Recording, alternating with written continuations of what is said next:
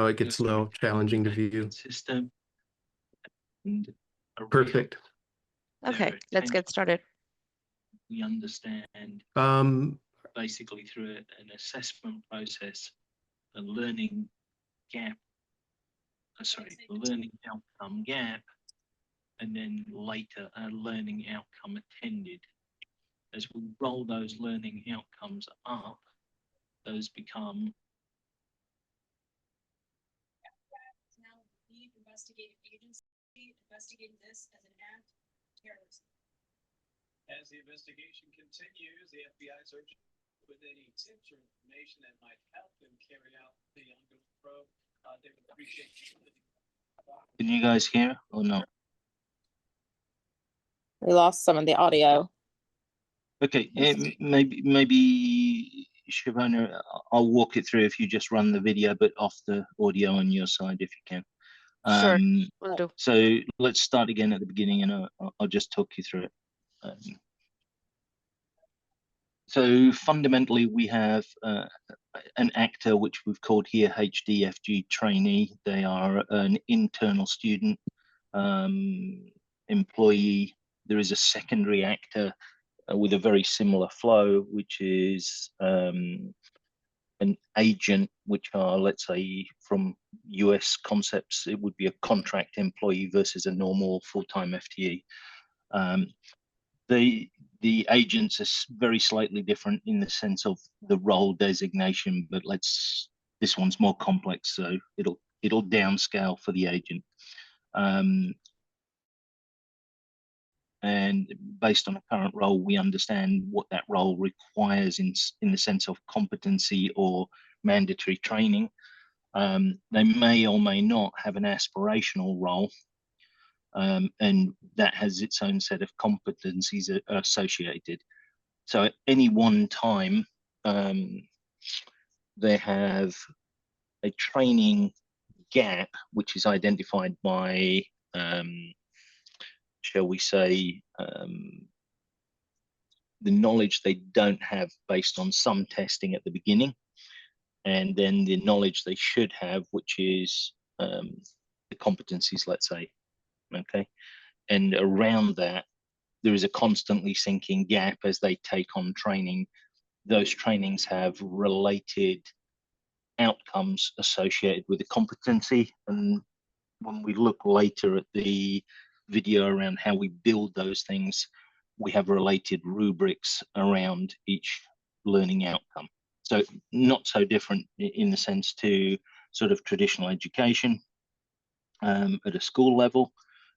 That is then delivered on a sort of I show phase, we show phase, you show phase. And in that concept, we are let's say there is a lecturer/teacher model in the I show, presenting the material with some micro assessment around that, and then some subsequent survey to support what is Kirkpatrick level 1 evaluation. Simplistically, that is pretty much how you felt or experienced the training went. So it's pretty lightweight evaluation. Following that, there is a session which is more around a we show. So it's more sort of community experience. It may still be online. It may be face to face in all cases. And that's very much the student and the leader, trainer, teacher, whatever you want to call them, is resolving the issues of the student in a context of mutually developing a sort of we show model. The final phase is very much around a you show as the student presenting, and that could be in the form of some kind of assessment, some kind of essay. In a larger case, it might even be a thesis, and potentially even with some sort of challenge session at the end. Now, each of these phases has a pass-fail scenario, which would return you to the start conceptually, and you then rebook into the training, right? As you complete training, your gap closes and the presented options for future training are now changing because the filtering of what you've completed versus what you need to learn. So you have a constant view of a filtered list of potential training scheduled for you. At a very high level, that's how this flow works.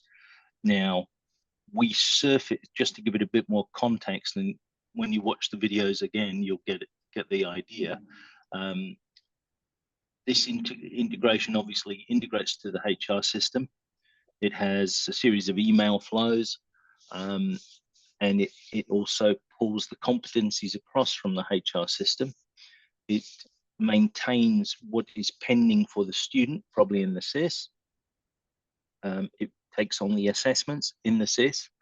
It presents the training catalog in web portals and apps that we build. So it's not necessarily from your space. We would expect that to be API delivered. And again, when we build out the material, we would expect to be able to update the related course material, learning outcomes, etc., and competencies that training would deploy for. So at a very high level, that's the sort of trainee flow.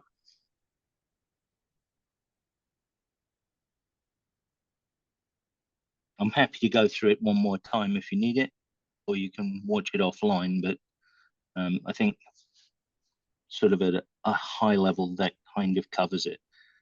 I'm happy to talk about the Kirkpatrick framework at the same time. So as we look at the Kirkpatrick framework, which I'm hoping you're familiar with, but essentially from level 1 to level 4 is an increasing resulting outcome of awareness of the student. And it's quite a traditional framework, dates back to, I think, either the 50s or the 60s, still represents the gold standard sort of in this area. When you look at the video around Kirkpatrick 1 to 5, what we've done is we've taken the data from level 4 and referenced it at a cohort level to do continuous improvement, either on the trainer, on the training material, or understand what the challenges are in unsuccessful cohorts. So we've loosely called that level 5, and that's essentially drawing on the information. Level 4 is driven against our KPI system and leverages changes in the KPI as a method of business measurement. Now, as I'm sure you will appreciate, it's not going to be a very direct number or change. It's more going to be a trend, and the trend may be more minor or major depending on what the training material is. So we would expect for level 4, we would anticipate being able to see changes in KPI at some level. For level 3, we anticipate that being achieved through surveys using Microsoft Form, probably, sent to the related managers of the trainee, and we would have the context of the trainee and their manager relationship stored. But those forms would be automatically generated at the time we build the training. So the training material would have essentially an assessment for the students, an assessment for the manager, and also understanding the change expected at the KPI and possibly a timeline associated with it.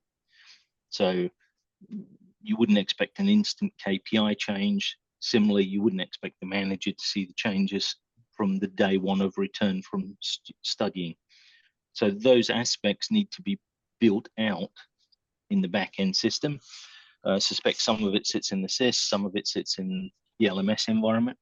But essentially, those assessments would come back into the SIS, and then we would do cohort analysis on the top level. Kirkpatrick level 2 would be achieved through the essentially typical traditional assignments in a sort of SIS environment, LMS environment, and as a result, we would capture those back into the normal score of the student, just as you would for an assignment in a K-12. Sorry to do that as a walkthrough rather than a video, but first, did everybody grasp it or not really? Yeah, I think so.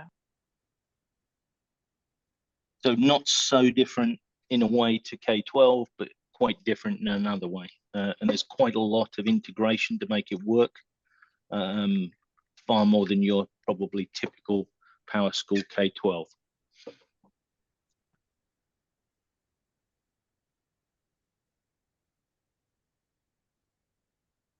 So over to you guys for questions if you have some, or what do you think the next step is for this meeting?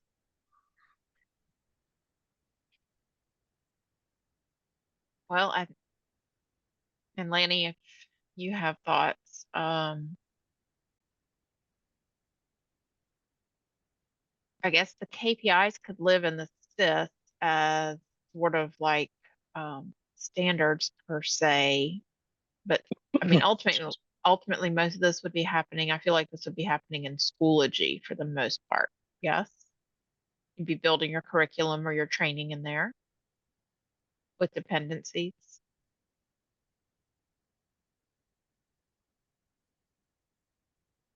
Is that your vision? I'm not sure who you're asking, Andrea, but our vision is it's a unified platform. Right. We want to know where it goes rather than us tell you. Yeah. So the purpose of the videos is to give you our big picture. What we're looking for from you guys is how do we set it up to achieve that in a scalable way, and then we can start to deep dive into things like actual API integrations, etc., to make it work, and what our backend systems would be to collect and feed the data. So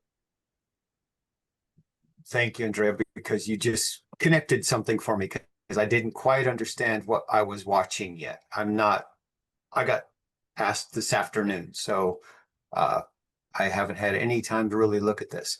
So you're wanting to create a system in Schoology that people can take the trainings and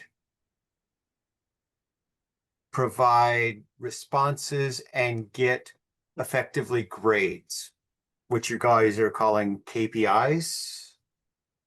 No, Yeah, they're trying to relate competency. here. Yeah. So think of it like this, right? Yeah, we have curriculum objects of which those deliver competencies, right? And within those competencies, you probably learning outcomes. Okay, learning outcomes would have an associated rubric. The KPI is actually a business KPI. So it sort of make it very simple. If you're a salesperson, it might be selling X number of Power School licenses this year to make it something you can relate to. So you attend a sales training, you would expect the training to be successful to deliver a change in that person's KPI. Okay. So we hold the KPIs relative to the role, similar to how we do for competencies in another platform. We can sync those into the platform, but then the trainer, when they build the training material, predicts what the change would be. It may be positive, it may be negative, but it's unlikely to be absolute. So it's likely to be a trend over time, but the method of measurement could be absolute in some cases, not in others. So it's effectively, if you think of training as a business unit that makes a difference, okay, how do you measure the difference? It's a change in the business outcome. The KPI tracks the business outcome, and then the remaining Kirkpatrick framework tracks the student progress through a series of measured steps, the last one being KPI. Okay. Okay. So I feel like most of the Go ahead. API, the big API component here, Lanny, that we were going to talk about is, I think, the first level of the API would be getting the data from your HR system into this system that you're going to want to use for the training and to build the competencies and the curriculum and to measure your competencies and KPIs. Yes. And it's a dependency, right? So you have to hit a certain competency or KPI. You have to show mastery at that level in order to move to the next level. Yeah, essentially, right. Mm-hmm. So it would be kind of, there would be dependencies built into that curriculum that would be loaded into the system. And Schoology. it sounds like, yep. And Yeah. in this case, Schoology would be that system for the curricular evaluations, essentially assignments if it were K-12 students. Yeah, that's how I imagine it. Yeah. And assessments, because Schoology also has the assessments that Exactly. let you do those kind of tests and whatnot. Performance Matters used to do it. Schoology definitely does it. So But they'd have SIS would to be score the- a certain level on the assessment, on the rubric on the assessment to move on to the next level. Do you have a remediation idea here? So if somebody does not achieve competency, You know, does sort it of, go back? well, I mean, in the initial view, it goes back to the beginning of the training and you start again. You start I again at think- the very beginning. Okay. Yeah, Okay. because it's not like you're failing English in grade 3. These are a little more small scale. Yeah. You know, it's like maybe a month or something similar time units. Mhm. Okay. Just let me ask the training team here.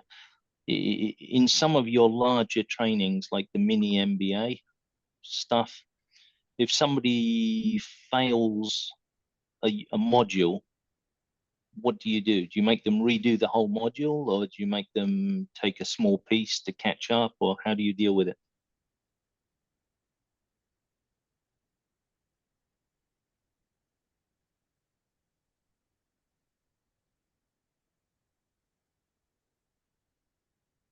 in Schoology?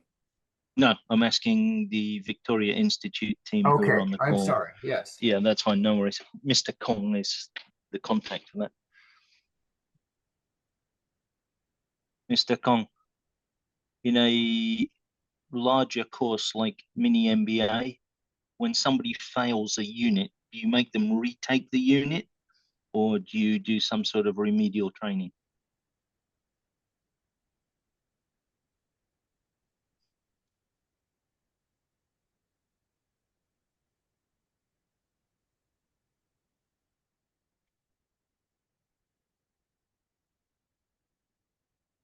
Yep. Okay.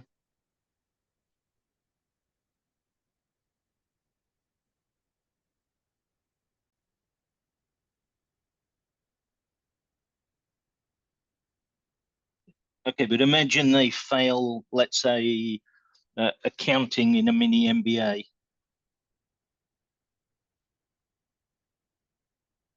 Okay. Okay. So essentially, we have a pass-fail model. We don't need a remediation model at this point. Okay. I think from an architectural perspective, we should try to have one, but it's not a immediate requirement. It's probably a longer term requirement.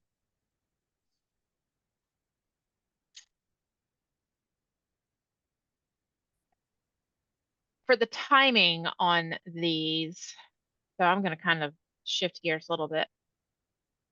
Is it self-paced? Is it, do you have like a certain block of time where there's, you know, they do the yeah, curriculum? okay, it's a great question. So we have face-to-face scheduled training that Kong's team and extended team deliver, and it could be on large scale, thousands, or it could be online, or it could be a hybrid mix of the two. So if we imagine, say, a middle management training block where there's a number of units, somebody could attend that training face to face as their primary path, but due to work commitments, be unable to attend one or two of the sessions. and they would be able to pick that up through the online session to keep on track. As an example, in the agent flow, it would be particularly driven online, but occasionally may have large scale face-to-face. Okay, so that makes total sense to me. So how about like the actual start and stop? Is the training like a 6-week training, or can the student, for lack of a better word here, can they fast track themselves and say, well, I'm going to finish in 3 weeks and move myself, and then I want to move to the next session? Or do they If they're have on to an take? if they're on an online track, I believe it's self-paced. If it's an offline track, they would have to follow the track because Okay, so the it's gonna, trainers aren't yeah, available, basically.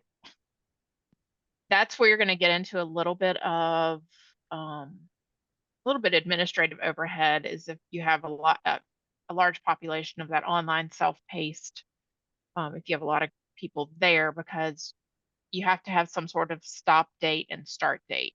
So for your self-paced group that aren't in like the true structured 6-week session or 4-week or however long the session is, for your self-paced ones, when they finish, they would have to notify somebody that they were complete and have that verified, and then they would have to be exited Why in can't we the student do that information. automatically?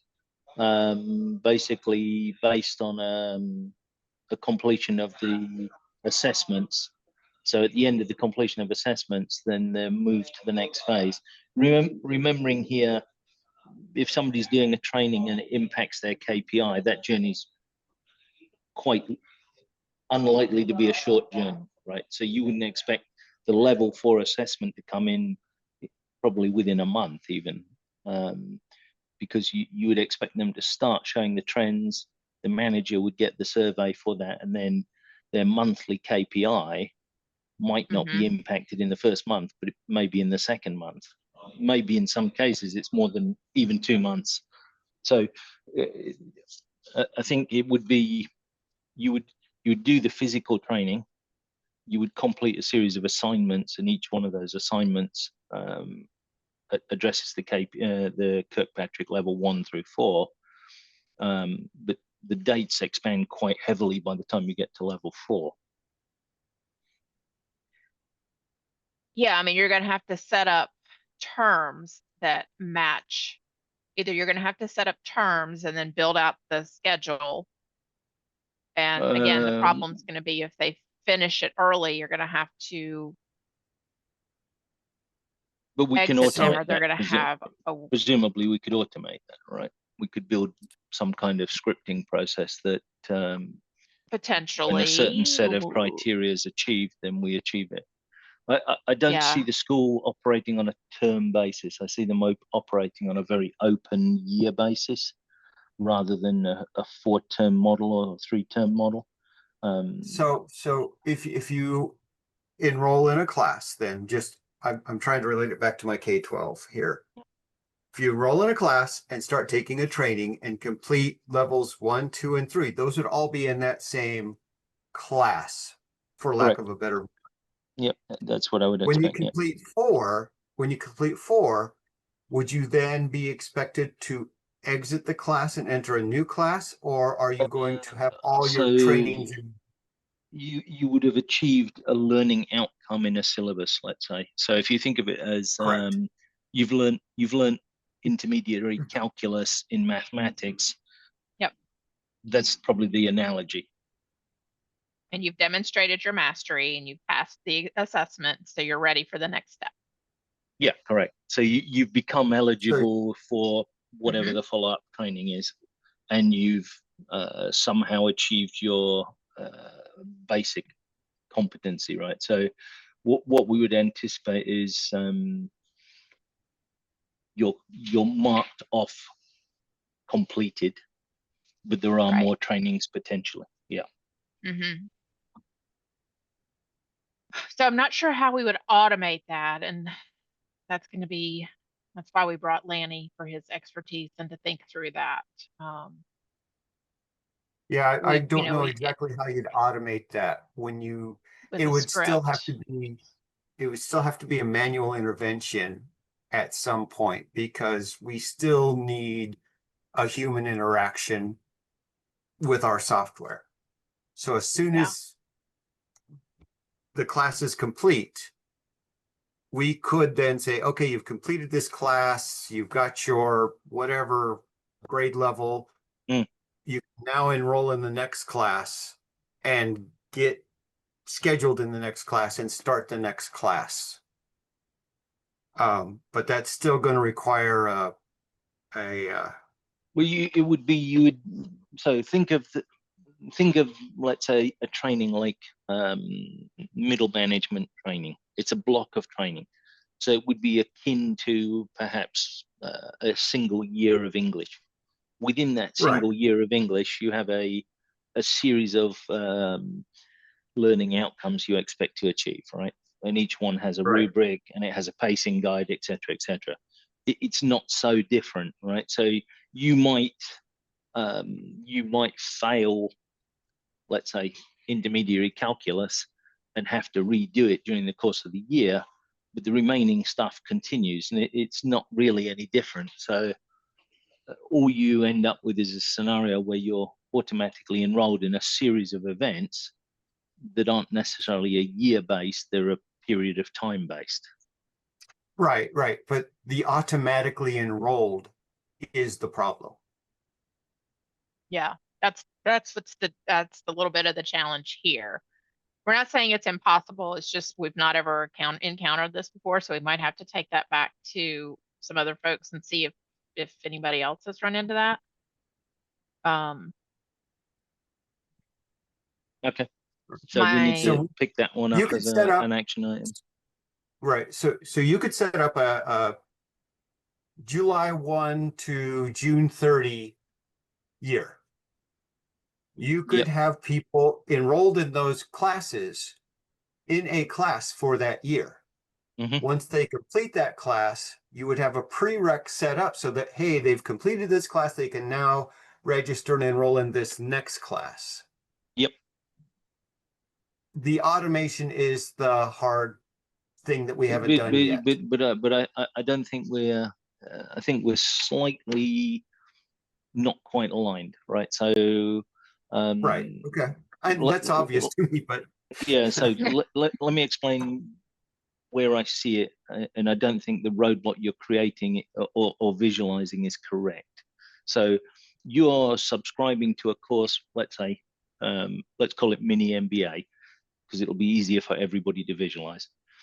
So within the mini MBA, you would have some differing units, right? Let's say financial accounting.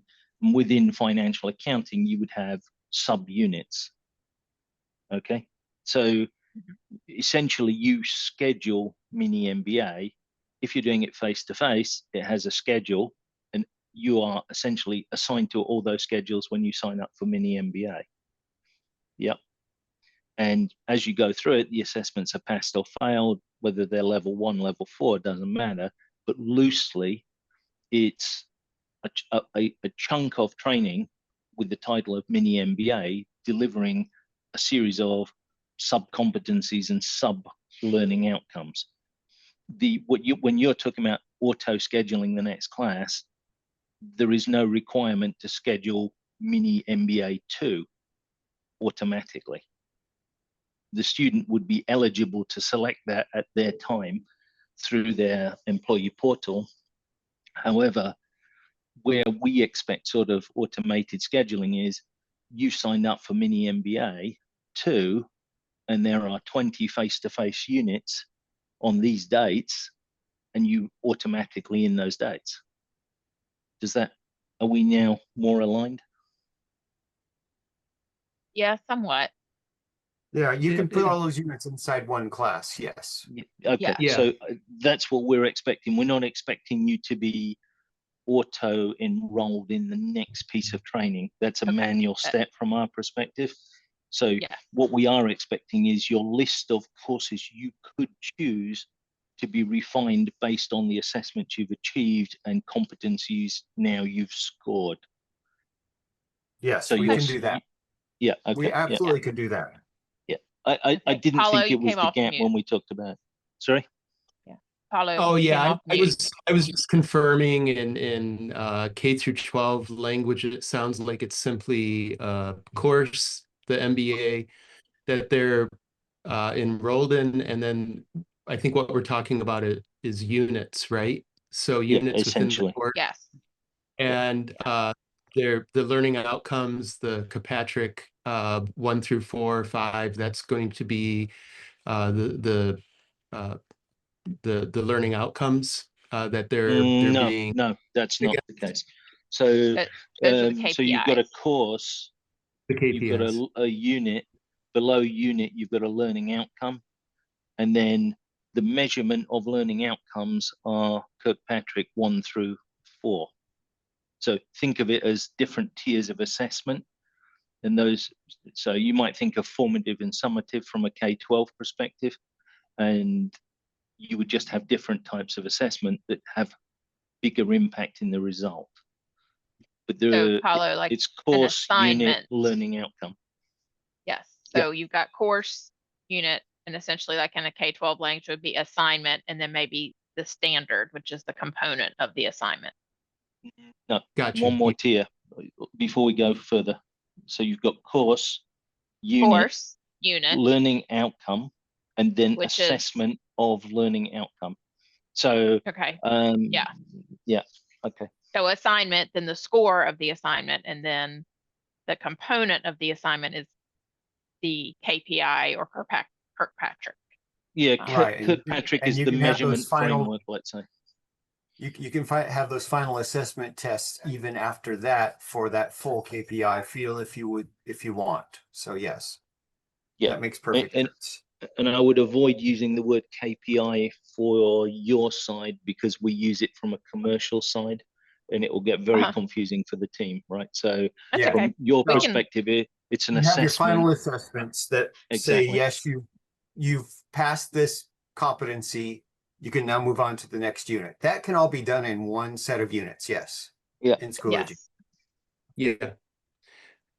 Now, one thing, Go ahead. sorry, a question that came up as we were meeting last time with Mark was their desire for, and correct me if I'm wrong in explaining this, Mark, but for the virtual classes when they meet online, if a student is unable to make that session or that course, they can have an option to jump into another course. That's correct. Yeah.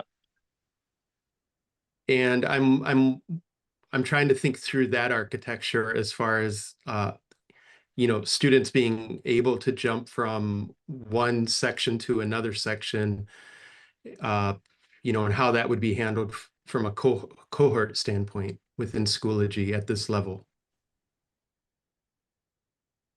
So we have, just to give you the business context that may help you understand the problem. So let's say we have a middle management or a mini MBA type course. The large percentage of people will be able to attend that course, but there will be 1 or 2 people who, through some business emergency, are unable to attend that session. And it could be any one of the sessions, could be face-to-face, could be online. Then the VI team would want those students to either catch up online if it was face-to-face or re-attend another session, but within the same scope. Exceptionally, they would move to a different cohort. So let's say you miss 50% of your mini MBA. In that kind of situation, you would move to another cohort. But if you miss one session, we do want them to be able to catch that up in the timescale. The expectation is to do it like a makeup class. Yeah, essentially. Yep. Okay. Yeah, that being as long as they complete, they would have assignments per se to assess that. And I With guess you could have an Schoology- attendance component. Yeah, with Schoology, you can, record the session and have them view the session in the Mhm. class itself. You can have them you would stay within your class, but you could do your assignments online with your Schoology. So yeah, I think you can just do that however you need to. Yes. Schoology is pretty cool that way. Yeah. Now, my other question here is in the K-12 world, and the nature of PowerSchool SIS. Now, I don't speak for Schoology. I'm not an expert there. I'll lean on some other folks there, but PowerSchool is very date centric. We are very date driven. So there has to be a start and there has to be a stop. So, and then there has to be kind of a rollover process at some point. So it doesn't matter if it's January 1 to December 31, if it's July 1 to June 30, doesn't really matter, but at some point there has to be a transition and there has to be some sort of rollover process where you just set up like the new term span, even if it's a full year.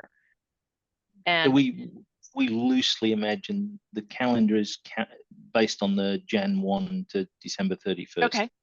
Right. Okay, so you're fine with that. So there can be a stop. So it doesn't have to be this continuum.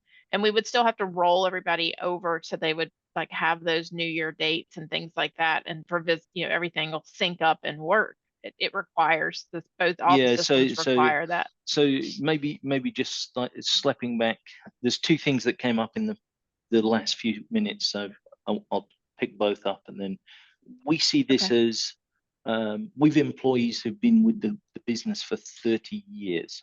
Okay, so we would expect those employees to roll over 29 times based on the model you're describing, right? And we would expect to keep the records for that period of time, so we would know what they've completed. We would have some kind of transcript, etc., for those trainings. Given some of these trainings could be regulatory based from a US mindset perspective, we would want all that data to be tracked and, actually granularized to a year is useful. Okay, so I don't think that's really a roadblock.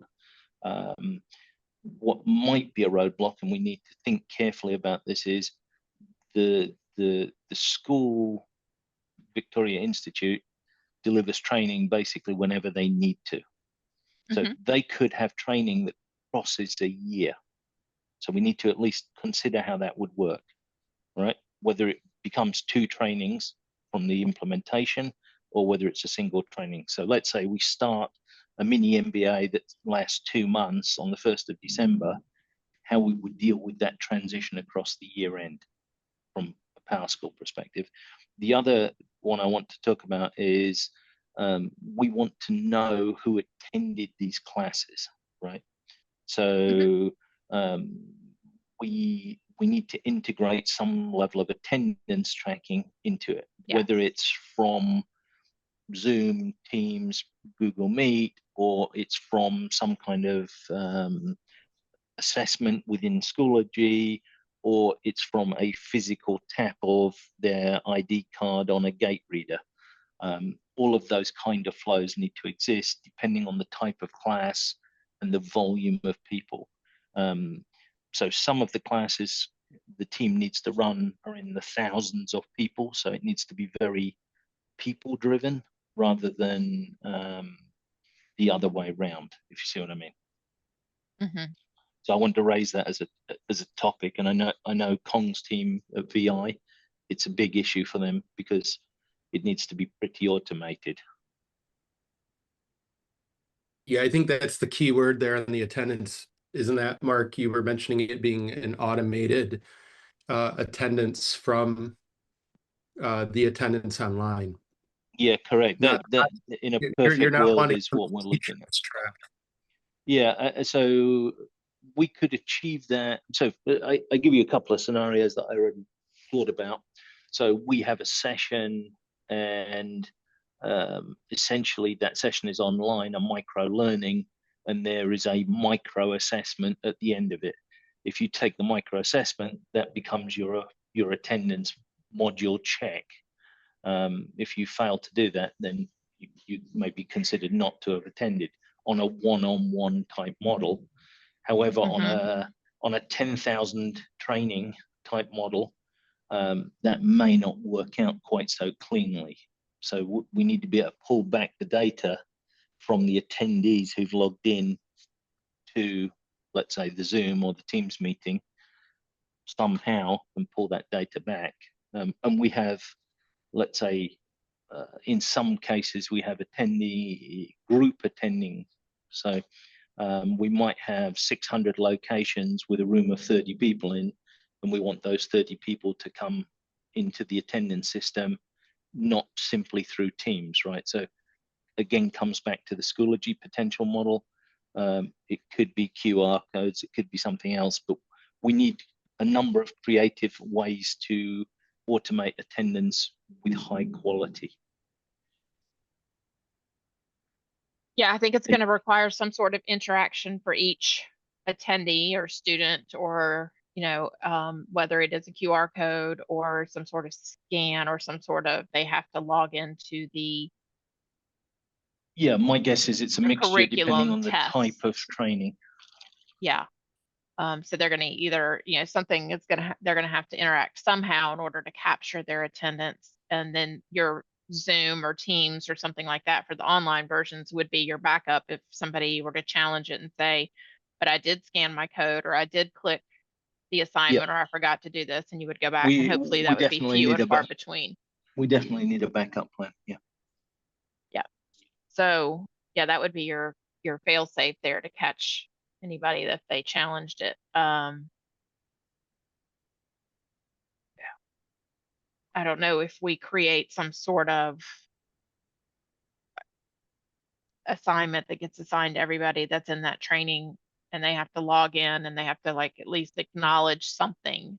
Yeah, I think records that's that they're one there. simple solution, but it may not work in all Yeah. cases, right? So Yeah. I think what we need to recognize is that the Victoria Institute team need a variety of solutions, but they all need to automate, and they need to range from tens of thousands to down to one. And yeah, that's pretty much it. So obviously, if you have an auditorium with 2,000 people, Wi-Fi starts to become challenging, unless the building was built to support that volume of people. So just another requirement to think about as we build out the thinking. What I'm expecting at the end of this meeting is everybody goes away and has a ton of questions, and based on those ton of questions, we get to the next round. I'm not expecting a full solution built out of this meeting. Well, so far we're successful. Yeah. We have questions. All right.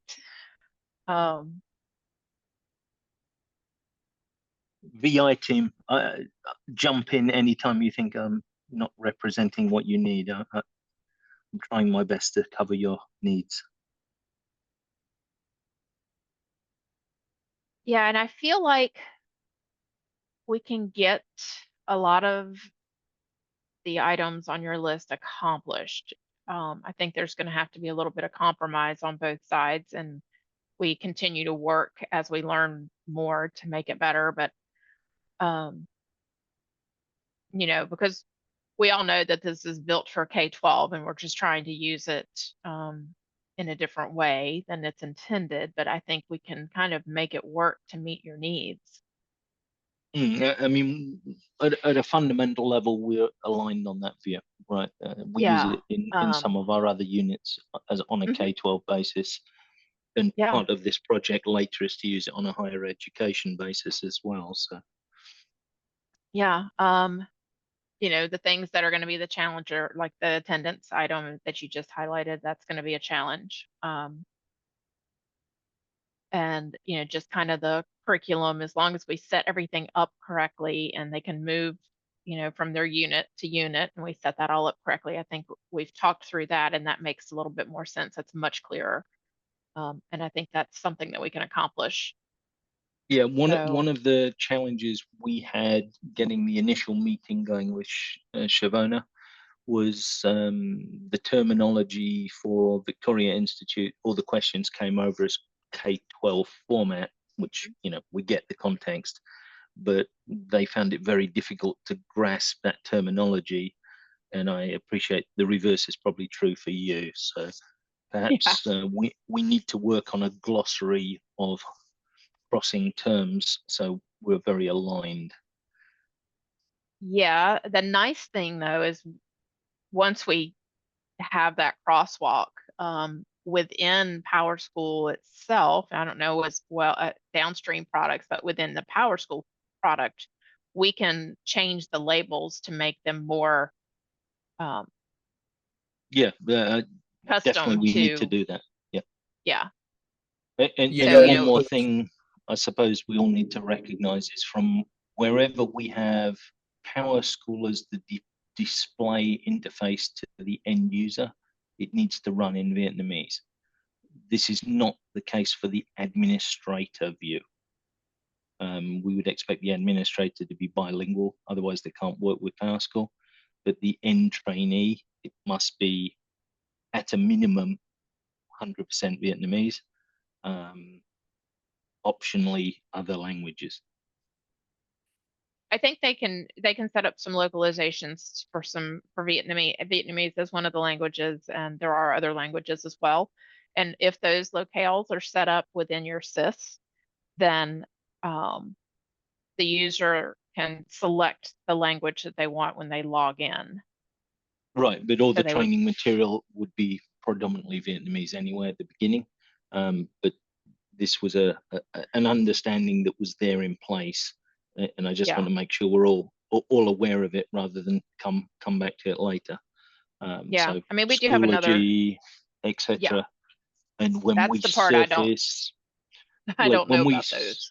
yeah, that's fine, but just we all need to be aware. When Mhm. we surface, let's say, the catalog from Schoology in our portal using APIs, obviously we would surface that in Vietnamese, and the underlying training would be in Vietnamese. So we would just be pulling data from the back end of Schoology, which is already in Vietnamese. So it shouldn't be so complex. It's just when the display portal is actually a PowerSchool product, it needs to be in Vietnamese. Yeah, I don't think that's a problem for SIS. Nikesh, is that everything in, you said everything in the Schoology curriculum piece would already be in Vietnamese, so that would be fine. But you are needing the interface of Schoology to be in Vietnamese. Correct. And that's, I have to I can defer see to my that. Schoology people. Yeah, I'm not seeing Vietnamese as the choice of language for It's being it's fully deployed, I believe, in Thai. So it may just need some work on our side to support it, but okay. French, Japanese, Portuguese, Malay. It looks like as well. anyway, so Can we you need to confirm that it's Yeah. Vietnamese available in Schoology? Mukesh, you That's there? what, Nikesh, We're going to have you to know? figure that. We're going to have to answer that one. Yeah, I'm checking it.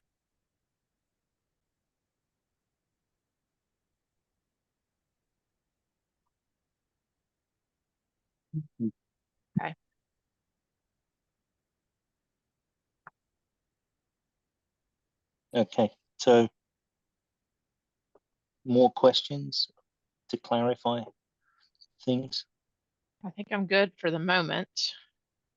Did we ever circle back to the single sign-ons and on the SIS side? No, we that didn't. But basically, the way it will work from our perspective is we have, let's say, loosely 14 different organizations running into this. Okay, each one, let's say, 80-20 split between Microsoft and Google. Phase one, probably we would start with one integration, but we would need them all to integrate, because all the students come from those different units. So yes, we expect probably about 14 integrations for. So Whether that's a federated connector rather than a direct SIS, Mm-hmm. we it's don't. Like, probably gonna going to have need to to be be. better. If the students are all in Google, They're not all you in Google. So okay, the Yeah. vast it's gonna need majority to are be in a federated Microsoft. connector. You're gonna have to run a Duo or something like that connector to get it going the right way. Right. And we've done that. Yeah, they're gonna have to have a middleware. Yep. We're gonna have to have a middle, like a Duo connector or something like that. We have done that. We've never done 14. I think the most I've ever seen is 4. So, but there's no reason why we can't handle 14 as long as we have the same claims and everything set up right. Yep. And we expect to do it through some kind of federated connection. Right. Okay. Good call out. The other thing I think you probably all need to be aware of is we have strong dev resources. So from a technical perspective, we can support the integrations on our side. I think that's probably atypical for your standard customers. It is very, we do have a few that have strong dev teams, but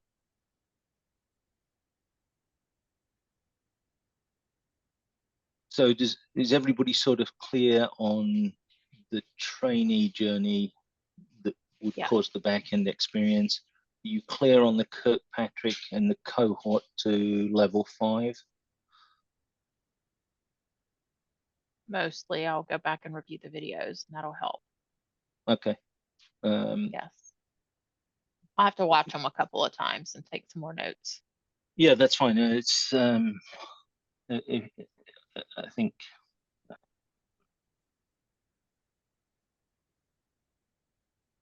yeah, noted, Mukesh. We just need to add it to the requirement for the project because it's there anyway.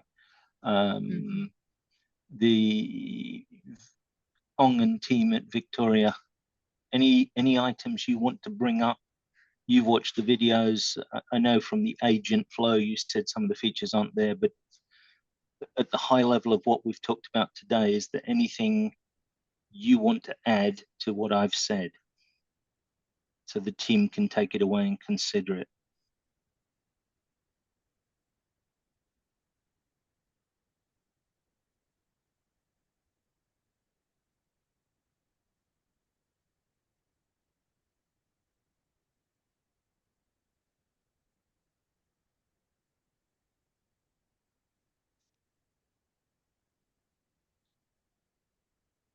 So Mark, will your team be building the API that connects your HR system to, I guess, probably, SIS. It'd have to be SIS because then SIS would feed Schoology. yeah, but the curriculum piece isn't going to be fed into SIS. That's going to be fed into Schoology, the training Right.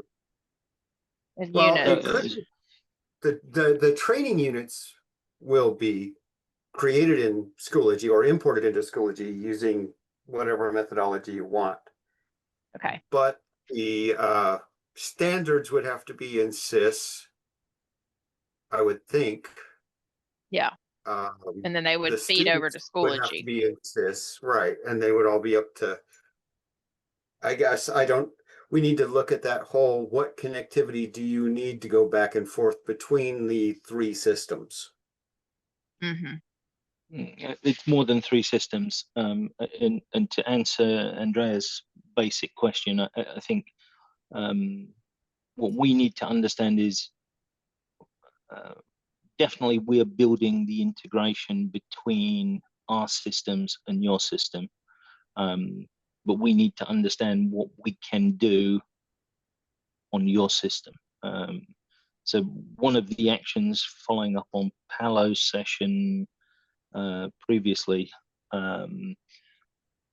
was I worked with Leslie to make sure we had access to partner level API rather than customer level API. So I think that was a great pull out, Paolo. I completely missed that until you mentioned it. So in the meantime, I've solved that problem. So we need to understand what that really means from a technical perspective. And then we need to step through what data we need to put in and how we then probably add more fields to the database and then update them through those APIs. Yeah. So what I would suggest as a next step, because I kind of feel we've reached the end of question time, is we all consume the video one more time, okay, or a couple as you need. You have that deep reflective moment, and you probably reach a series of questions rather than answers. We start to mock up how you see the workflow flowing. We start to understand how we would actually deploy it from a sort of perspective, and we start to look at how we break down the tasks from our side technically to support it, from your side in terms of how we set it up, and then start to allocate technical resources to work with, let's say, Lanny and our technical team, keeping the VI team as the business owner in the loop. So again, it's all driven by their requirement, but from a sort of detailed technical API level or database level, the VI team is simply a business user. Yeah, the reason I asked is I wanted to make sure you did have access to that partner API information. So that was the driving factor behind I got it confirmed 2 days ago. So good. Okay. Definitely want to talk about the capabilities you have available to you when we start talking API. Yeah.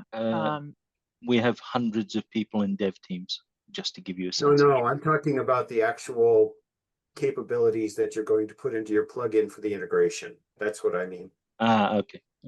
Yeah, so we probably should have a deep technical session on that, because the team we have at the school level using the plugin interface is currently using customer level rather than partner level. Right. Sorry, go ahead.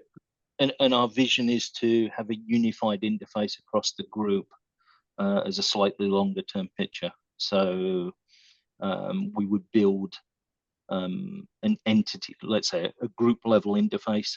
So any of the backend sys would all follow the same code base. Whether it's the school or VI, all the servicing would be done in one place. So we don't develop work twice, and we also maintain it, etc. Okay.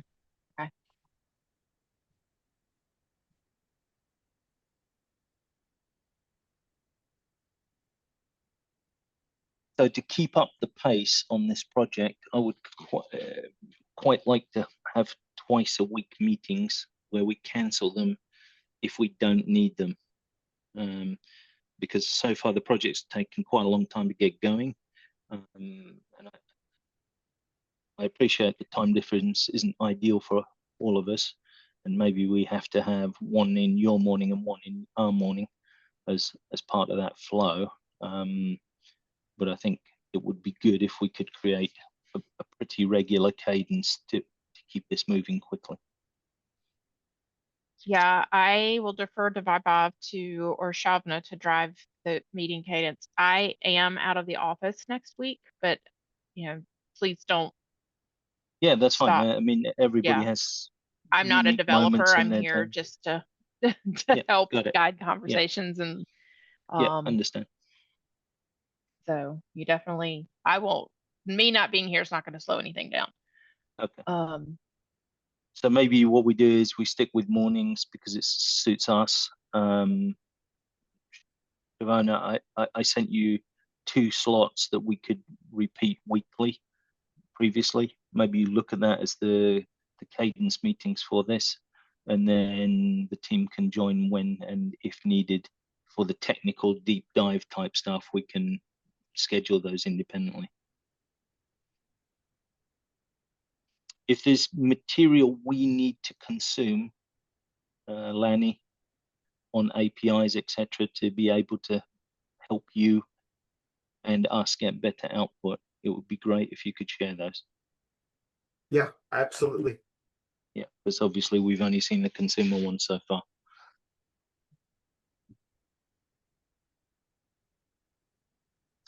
All right, Fine. Mark, I'm going to take some time to, discuss with the team internally on our next meeting availability.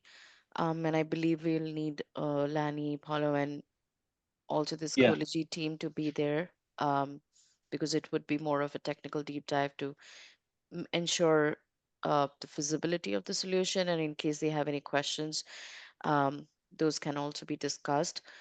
And knowing that Andrea won't be available in the next week, I think Lanny and Paulo, whatever time works um, best for you, we can go ahead and schedule. So these are Mark and team's availability. I'm just putting it on the chat. So these are the pretty much two um, days in Vietnam time: afternoon on Tuesday and morning Friday. Afternoon's horrible for the US time switch, so we'll come up with a morning schedule Tuesday probably, or another slot in the week, and we'll share it with you. Additionally, the VI team's going to provide some file around features, feature descriptions they anticipate they need, and then I'll share those with you as well, and we can have those as a discussion item. I'll put those into Nibin's folder when I receive it, so it's easier to manage.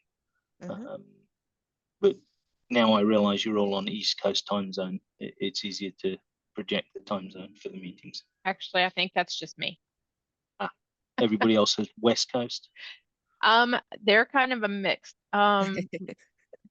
Lanny is Central Time, so he's an hour behind me. So I don't have a lot of heartburn about a 9 o'clock meeting. I might not make every single one of them, but I will do my best. 8 Yeah. o'clock's fine for me. Okay, cool. Need to plan my Yeah. day. All right, cool. Thanks, guys, for the support. We'll come up with a time slot that is not too onerous EST.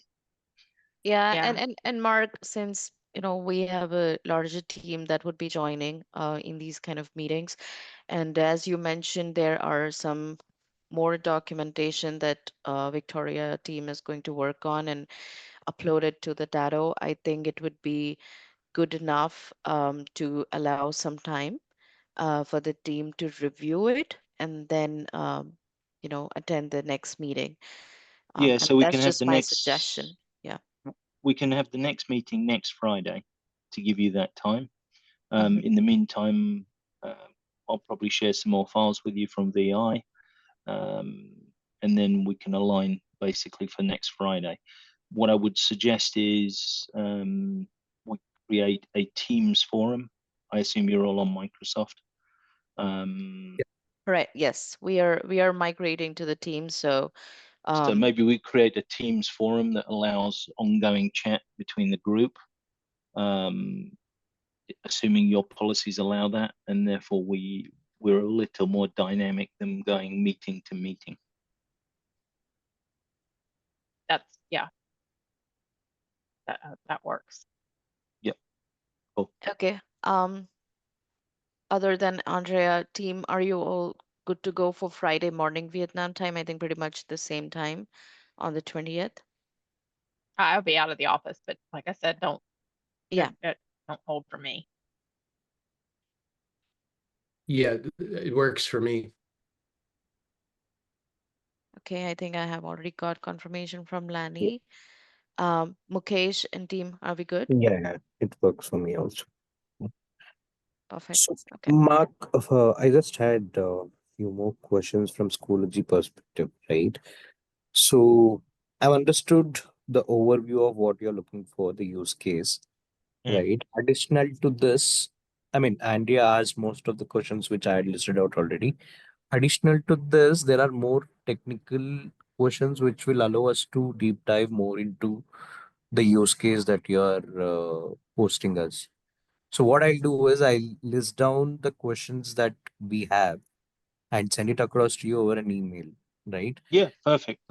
So if you can have those answers ready by our next meeting, or if you can give those answers to us through an email response also, we will also prepare ourselves for the next meeting and we can have Yeah, so we'll aim to have those responses to you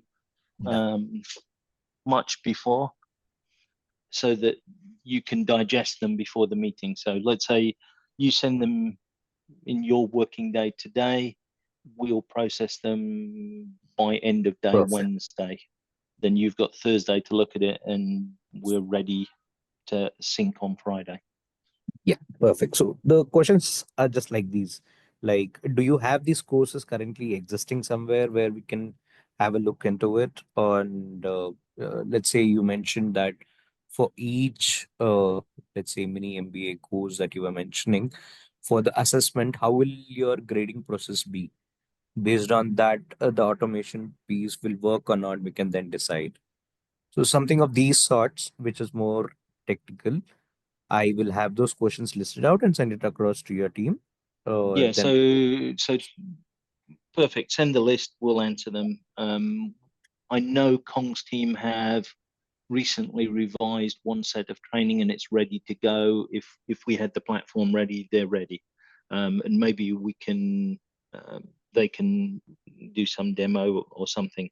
The challenge I see running into is that material and interfaces will all be in Vietnamese. But maybe it's a worthwhile piece for the next session. So send your questions. We'll try and digest it. If we need clarification, we'll come back to you. And then we'll consider whether a bit of a demo of what we've got would help. Again, this is where I think the team's chat between all of us would speed things up. So for now, happy to deal with it by email, and we'll work on it on our side and then email back. But quickly moving to Teams probably helps us. perfect.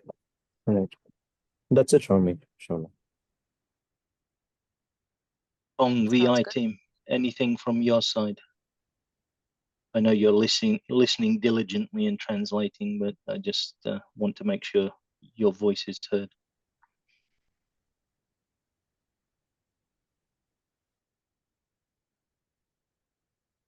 Okay, good. All right, thank you, guys.